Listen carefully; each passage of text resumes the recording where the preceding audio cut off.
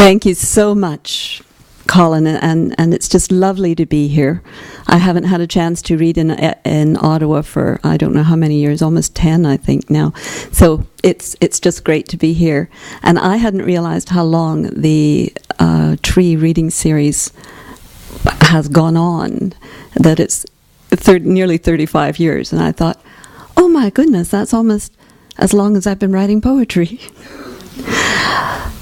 So the poems I'd like to share with you tonight are actually from an upcoming manuscript that's called Standard Candles. It's going to be out this fall, my 10th collection, and it's coming out from the University of Alberta Press. Now, when the University of Alberta Press considers a manuscript for publication, even a poetry manuscript, they send it out for expert review. And then you get the report from the reviewer. As you can imagine, this is something of a mixed blessing. It is very nice when they say, oh, it's a great manuscript and you should publish it. But no matter how positive an assessment is, there is always something that is going to get up your nose.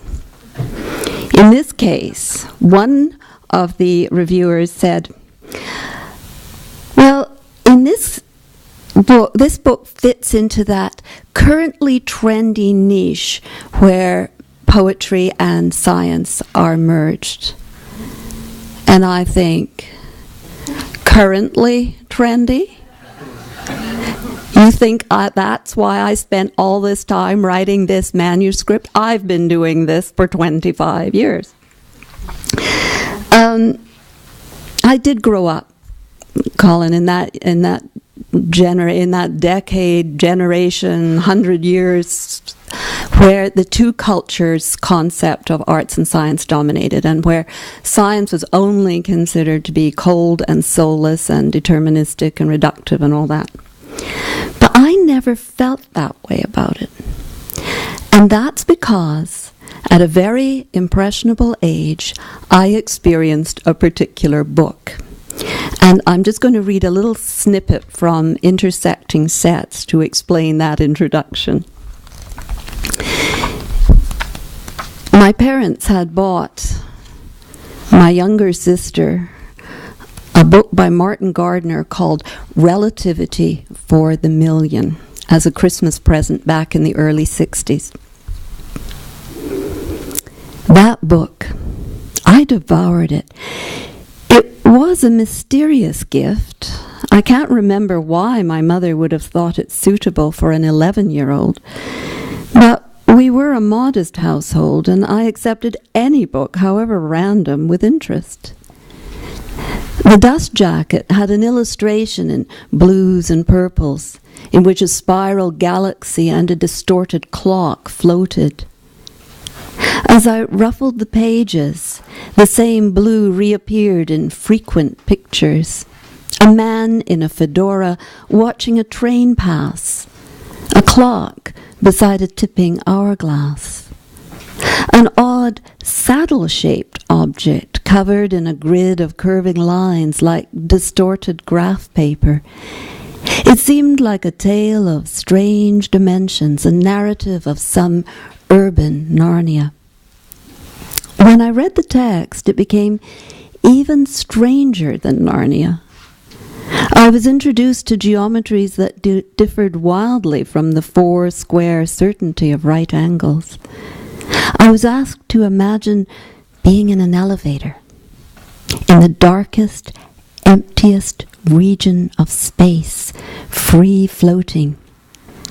And then to imagine what would happen if an immensely long rope started to tow that elevator cubicle through space. I was invited to imagine traveling in a spaceship as fast as a photon. I fell into this strange geometry as enchanted as if I had fallen into one of the pools in the wood between the worlds. This book became the basis of a lifelong fascination with physics and cosmology, odd perhaps for a child who was not particularly good at arithmetic and who grew up to be a poet. But Gardner's elegant translation of mathematics into text turned out to be the most wonderful and formative of Christmas gifts. So, years later in university English classes, I never understood the faintly sneering description of all science as reductive. All a scientist is trying to do is tell a story of how things came to be, just as any writer is. How could telling such amazing narratives about the universe be a reduction? What on earth would we lose by understanding them? So, throughout my writing life, I've been turning to science often, as Percy Bysshe Shelley did, to replenish my store of metaphor. I do find all areas fascinating, geology or zoology or history, but cosmology holds that special place for me ever since that first book. Partly, I think, because it's asking those basic questions that philosophy has asked for millennia. Where did all this come from? What is the framework in which we live our lives? So, cosmology became the focus of this upcoming manuscript, and partly because the field has become weirder and wilder over the last decades than anything that Einstein would have thought of. We have multiverses and big bangs and big crunches, and we have block universes where all time happens at once. And I've come to the conclusion that there is a cosmology that would suit just about every temperament. Let us compare cosmologies. There is a beginning and a middle. There is an arc of narrative. There is a word, a large engraved initial. There is imperative, a cause, a god, or not. There is an end, a purpose, or maybe none. There is a plot with reason. There is a circus, a theater stage of space and time.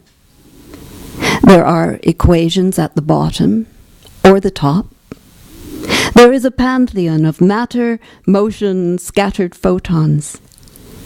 And the questions every universe expects. What came before? What happens next? So that's the first sonnet in a group where I play around with matching up personalities or professions with different cosmologies. It's not really a crown of sonnets where one leads into another. It's more like a sheet of bubble wrap. So I've taken phrases from that first sonnet, and I've used them as the starting point for subsequent poems. So I just want to read you two of those.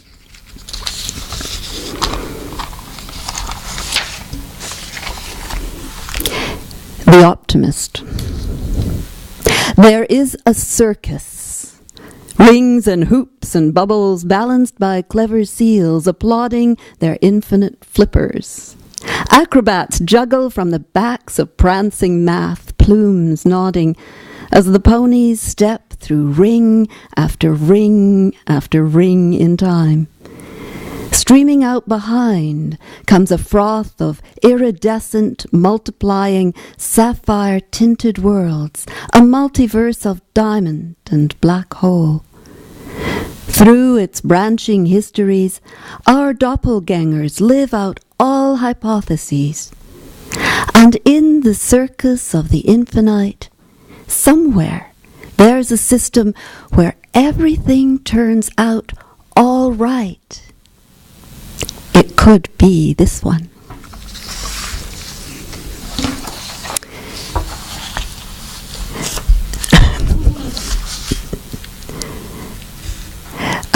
Formaldehyde was the first complex organic molecule found in the interstellar medium. It's quite widespread out there.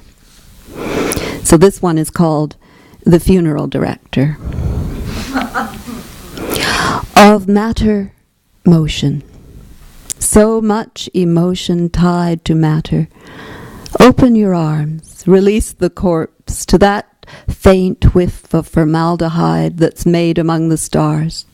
Time reabsorbs all our bodies. Let them go.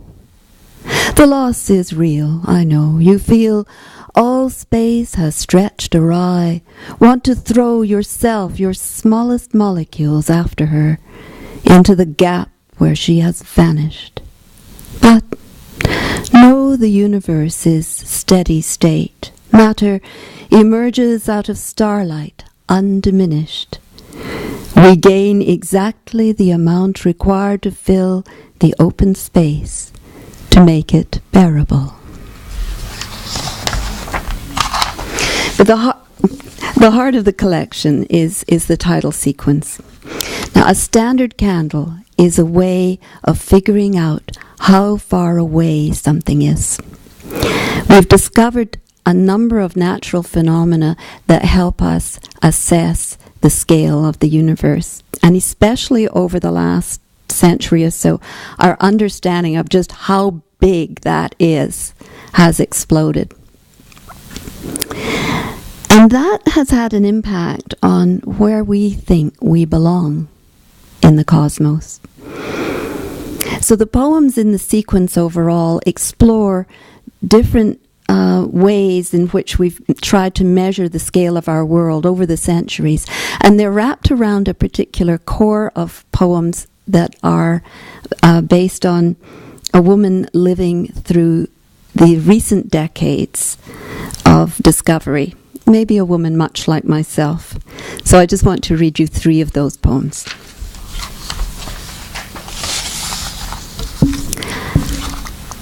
Address, 1959. Pearl Street, Scarborough, Ontario. She writes in a child's round hand to go onward and outward. Canada, the Earth, the solar system, Milky Way, the universe. Delighted at how everything spreads out from her, 10-year-old astronomer, learning the track Orion takes across the crisp gasp of winter sky. She is lost in the marvelous stars. This universe, like a set of nested spheres, with her family's basement living room wrapped like a beige-walled pericardium around its heart. And somewhere out there, there is God, Sunday school's creator, who has caused all of this vast envelope addressed to her. God, who is the measurer and measure of all that hierarchy of distances, out to the dark so sparkly with patterned stars.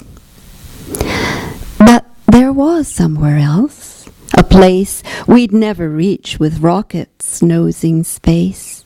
Heaven, where Nana and her aunt had gone, and where the dead went living on. Another place, apart.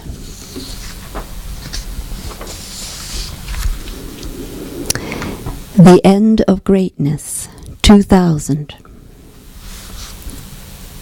The woman's life arcs across decades of discovery. Sometimes she looks up from triangulations of the ordinary work, household, words, to notice the universe becoming bigger.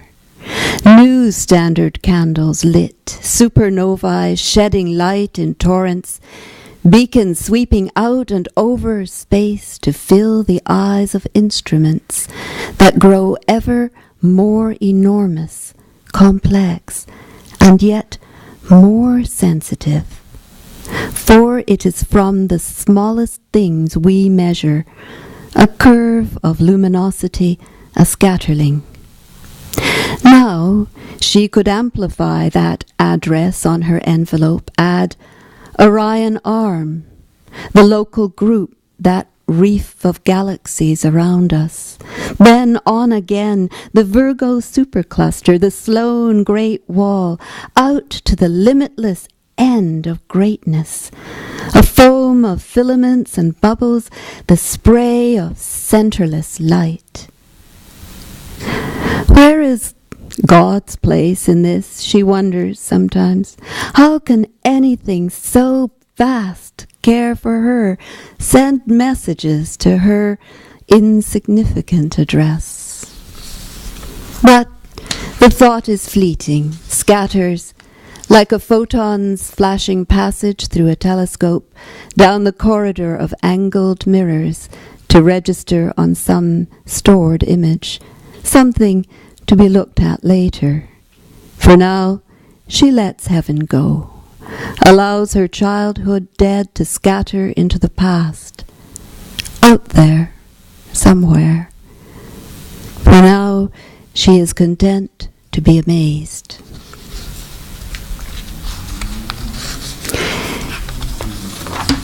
The title for this third poem from the series that I want to read is actually, I hope this doesn't sound pretentious, but it's the formula for calculating the distance between 2 points in space-time, according to the theory of relativity.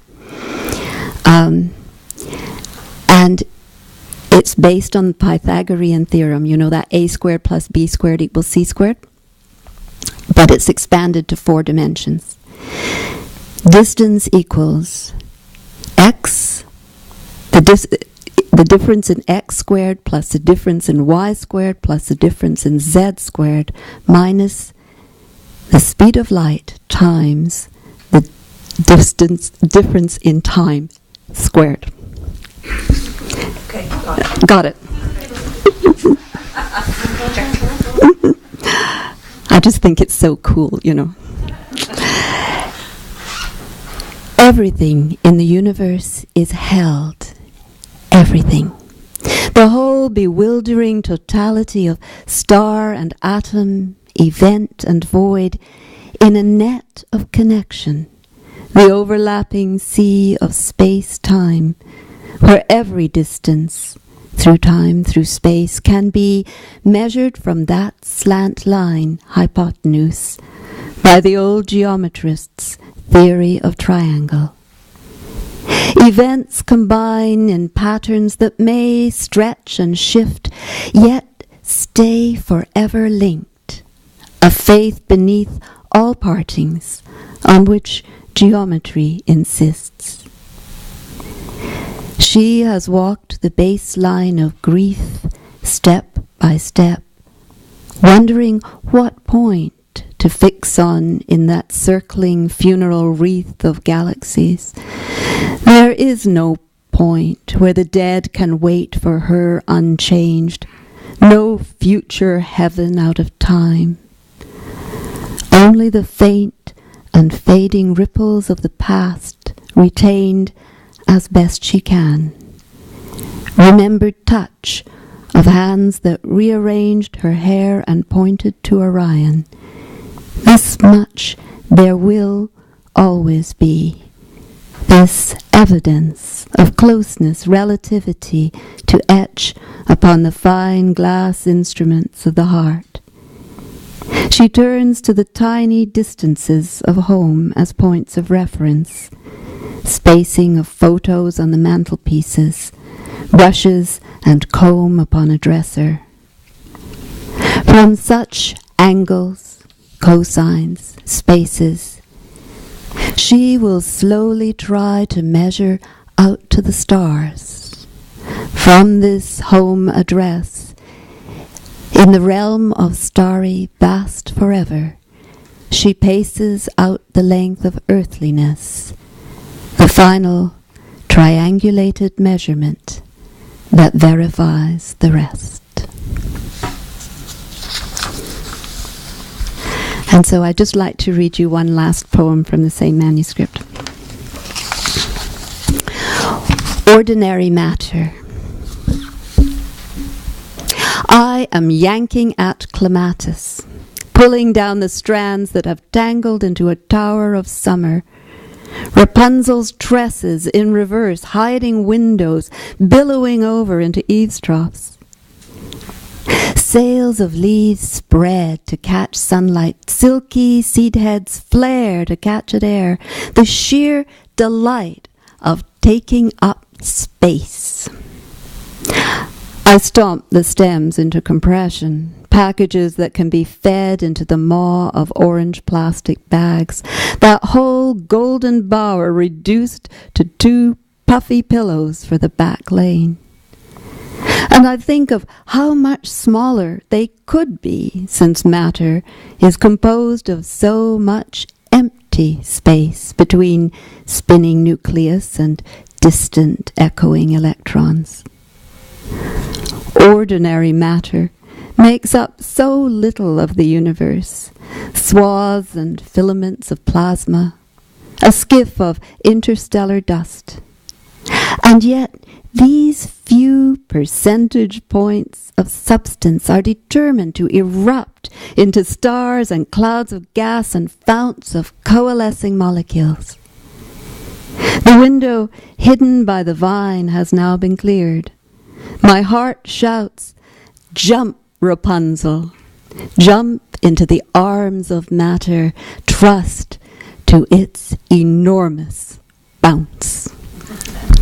Thank you so very much.